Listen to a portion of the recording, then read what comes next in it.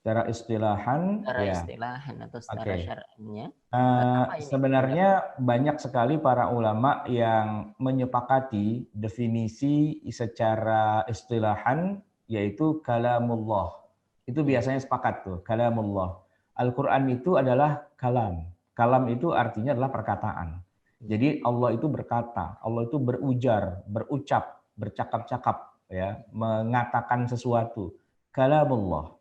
Nah, cuma kan kalam itu artinya kan perkataan yang apa saja luas sekali kan. Nanti harus lebih disempitkan sehingga dia berbeda dengan segala macam kalam yang lain walaupun kalamullah juga. Makanya kemudian didefinisikan menjadi kalamullah al-munazzal ala Muhammad. Kalam Allah yang turun kepada Nabi Muhammad. Nah, ini menarik. Karena nanti sudah menjadi lebih sempit maknanya. Kalau kalamullah, Nabi Musa itu kan gelarnya juga kalamullah, ya, nabi yang banyak bercakap-cakap dengan Allah. Disebutkan bahwa ketika Nabi Musa alaihissalam dipanggil ke atas bukit Tur Sina, itu beliau berbicara langsung pada Allah, tidak lewat Jibril tapi langsung. Makanya disebut wa kallamallahu Musa taklima. Gitu kan. Allah tuh bercakap-cakap langsung dengan Musa itu taklima, dengan ngomong beneran gitu ya.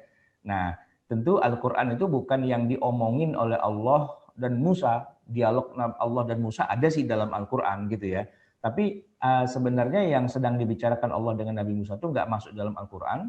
Kenapa? Karena Al-Quran itu disempitkan maknanya adalah kalamullah, ya, perkataan Allah al-munazzal yang turun ala Muhammadin sallallahu alaihi wasallam, kepada Nabi Muhammad sallallahu alaihi wasallam, al-muta'abbad bitilawatihi. Nah, disempitkan lagi karena Allah bicara sama Nabi Muhammad itu banyak. Nah, enggak semuanya itu jadi Quran juga, maka didefinisikan lagi atau disempitkan, dikasih batasan lagi oleh para ulama menjadi al-muta'abbad bitilawatihi. Nah, ini yang membuat dia jadi unik dan tidak sama dengan yang lain-lain.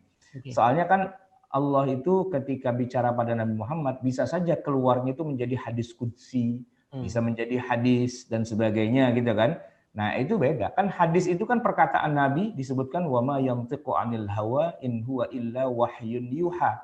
Nabi Muhammad itu tidak berkata-kata dari hawa nafsunya, tapi tidak lain semuanya itu adalah wahyun yuha. Wahyu yang Allah turunkan kepada Nabi Muhammad. Jadi semua perkataan Nabi Muhammad itu kan pada dasarnya wahyu. Tapi yang jadi pertanyaan, apakah semua yang Nabi ucapkan itu Al-Quran? Jawabannya bukan. Ya. Nah, bagaimana membedakan perkataan Nabi yang Quran dan bukan Quran walaupun sumbernya dari Allah? Ya, jawabannya adalah al-muta'abbad bitilawatihi. Yang kalau kita baca itu jadi nilai ibadah, paham nggak paham, ada makna tidak ada makna, kok jadi al-muta'abbad? Nah, al-muta'abbad itu bernilai ritual ibadah gitu ya. Oke.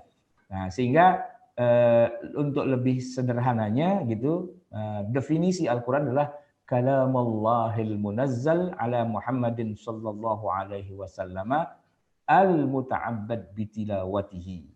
Perkataan Allah yang turun kepada Nabi Muhammad sallallahu alaihi wasallam di mana membacanya itu menjadi ritual ibadah. Ibadah. Oke. Begitu. Itu tiga poin yang saya garis bawahi dari definisi Al-Quran secara istilah itu, Zat. Ya. Kalamullah, perkataan Allah, al-munazzal ila Nabi sallallahu alaihi wasallam, yang diturunkan kepada Nabi Muhammad sallallahu alaihi wasallam, al-muta'abbad bitilawati, membacanya itu bernilai ibadah. Kita barangkali akan masuk satu persatu, Ustaz ya, supaya kita lebih detail lagi maksud kalamullah itu apa, maksud diturunkan kepada Nabi itu apa, kemudian maksud membacanya itu bernilai ibadah itu apa, begitu Ustaz? Ya,